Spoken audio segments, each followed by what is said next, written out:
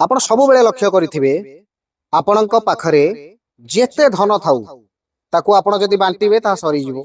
ସାମଗ୍ରୀ ଯଦି ବାଣ୍ଟିବେ ତାହା ସରିଯିବ।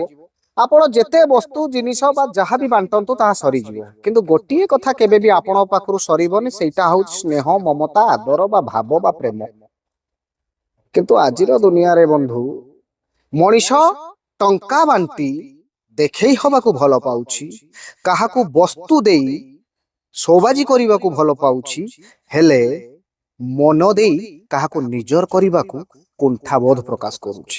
କେଉଁଠି ନା କେଉଁଠି ଏହା ଭିତରେ ସ୍ୱାର୍ଥପରତା ବା କିଛି ଅନ୍ୟ ଉଦ୍ଦେଶ୍ୟ, ମନ୍ଦ ଉଦ୍ଦେଶ୍ୟ ରହିଥାଇପାରେ। ହେଲେ ମୁଁ ତ କହିବି, ସବୁବେଳେ ଆପଣ ଅନ୍ୟମାନଙ୍କୁ ନିଜର କରିବାର ଯଦି ଜାଣିଥିଲେ, ଆପଣ ଟଙ୍କା କମେଇବା ବଦଳରେ ଯଦି ସମ୍ପର୍କ କମେଇବା ଜାଣିଗଲେ, ତେବେ ନିଶ୍ଚିତ ଭାବରେ ଆପଣ ଯେତେବେଳେ ଦୁନିଆ ଦାଣ୍ଡରୁ ଯିବେ